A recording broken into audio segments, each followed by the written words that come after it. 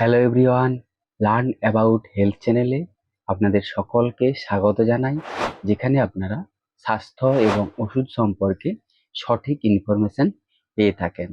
তো ক্যালসিয়ামের যদি অভাব হয়ে থাকে তাহলে শরীরে কি মারাত্মক রোগ হয়ে থাকে, বা এই ক্যালসিয়ামের অভাবে কি কি রোগ লক্ষণ দেখা দেয়, কি কি রোগ লক্ষণ দেখা দিলে আপনারা বুঝতে পারবেন যে ক্যালসিয়ামের অভাব হয়েছে, আমাদেরকে ক্যালসিয়াম সমৃদ্ধ খাবার খেতে হবে। তো সেই ক্যালসিয়াম সমৃদ্ধ খাবারই বা কি, আর এই ক্যালসিয়াম কমে যাওয়ার কারণই বা কি, তো তার নিয়েই আজকের এই ভিডিওটা। তো ভিডিওটা পুরোটা দেখতে থাকবেন। আর হ্যাঁ, অবশ্যই চ্যানেলটিকে সাবস্ক্রাইব করে দিবেন এরকমই হেলথ এবং মেডিসিন সম্পর্কে সঠিক ইনফরমেশন পাওয়ার জন্য। তো চলুন ভিডিওটা স্টার্ট করি। এই ক্যালসিয়াম আমাদের শরীরে একটি গুরুত্বপূর্ণ ভূমিকা পালন করে থাকে। সেই ক্যালসিয়ামের যদি আমাদের শরীরে অভাব হয়ে থাকে, সেক্ষেত্রে মারাত্মক রোগ লক্ষণগুলি প্রকাশ পেয়ে থাকে। যেমন প্রথমত, আমাদের হাড়ের দুর্বলতা ও ব্যথা হওয়া। আমাদের শরীরে যদি ক্যালসিয়ামের অভাব হয়ে থাকে, সেক্ষেত্রে হাড়ের ঘনত্ব কমে যাবে, তখন আমাদের হাড় দুর্বল হয়ে পড়বে, ফলে আমাদের ব্যথা যন্ত্রণা হতে পারে। যেমন আমাদের ঘাড়ের ব্যথা যন্ত্রণা হওয়া, আমাদের শিরের ব্যথা যন্ত্রণা হতে পারে, আমাদের কোমরের ব্যথা যন্ত্রণা হতে পারে, শরীরে যে জয়েন্টগুলো আছে সেই জয়েন্টে জয়েন্টে ব্যথা যন্ত্রণা হতে পারে, হাঁটুর ব্যথা যন্ত্রণা হতে পারে। আর এই হাড়ের ঘনত্ব কমে যাওয়ার ফলে আমাদের সহজেই হাড় ভেঙে যাওয়ার মতো সমস্যা হতে পারে। আর দ্বিতীয়ত, অস্টিওপ্যারালিসিসের সমস্যা হওয়া, অর্থাৎ আমাদের শরীরে যদি দীর্ঘদিন ক্যালসিয়ামের অভাব হয়ে থাকে, তখন আমাদের অস্টিওপ্যারালিসিস অর্থাৎ হাড় ক্ষয় হওয়ার মতো সমস্যা হয়ে থাকে।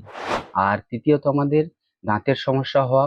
আমাদের শরীরে যদি ক্যালসিয়ামের অভাব হয়ে থাকে, সেক্ষেত্রে আমাদের দাঁত ক্ষয় হতে পারে বা মাড়ির সমস্যা হয়ে থাকে।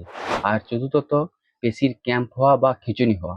আমাদের শরীরে যদি ক্যালসিয়ামের অভাব হয়ে থাকে, সেক্ষেত্রে সারা শরীরে যে পেশিগুলি আছে সেই পেশিতে ক্র্যাম্প হতে পারে বা খিঁচুনি হতে পারে। আর পঞ্চমত, আমাদের হাতের আঙুল বা পায়ের আঙুলে সমস্যা হতে পারে, যেমন হাতের আঙুলে পায়ের আঙুলে অসড়তা ভাব থাকতে পারে বা ঝিনঝিনানি ভাব থাকতে পারে। আর ষষ্ঠত, আমাদের ত্বকের সমস্যা হতে পারে, ত্বক শুষ্ক ভাব বা ত্বক খসখসে হয়ে যাওয়া, নখের দুর্বলতা হওয়া, তার সাথে ত্বকের চুলকানি বা ত্বকের একজিমা পর্যন্ত হতে পারে। আর সপ্তমত, অবসাদ বা ক্লান্তি হতে পারে। শরীরে ক্যালসিয়ামের অভাবে শরীর দুর্বল হয়ে যেতে পারে, ফলে অবসাদ বা ক্লান্তি হতে পারে। আর অষ্টমত, রক্তচাপের সমস্যা হতে পারে। ক্যালসিয়ামের অভাবে উচ্চ রক্তচাপের সমস্যা হতে পারে। আর হরমোনের ভারসাম্যহীনতা হতে পারে।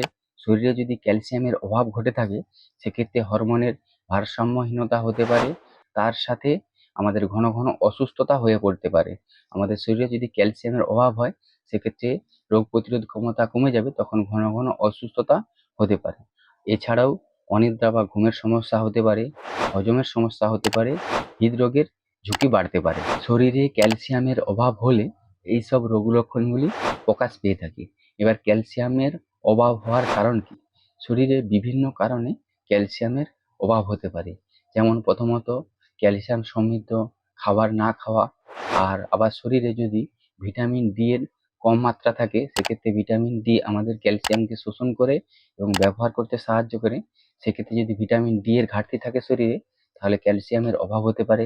কিছু রোগের কারণে ক্যালসিয়ামের অভাব ঘটে থাকে। আবার কিছু রোগের ওষুধের চিকিৎসার কারণে ক্যালসিয়ামের অভাব ঘটতে পারে। আবার জিনগত কারণে, জেনেটিক ফ্যাক্টরের কারণে ক্যালসিয়ামের অভাব ঘটতে পারে। আবার কিছু হরমোনের ভারসাম্যহীনতার কারণে, যেমন মনোপোজ, থাইরয়েড হরমোনের ভারসাম্যহীনতার কারণে ক্যালসিয়ামের ঘাটতি হতে পারে।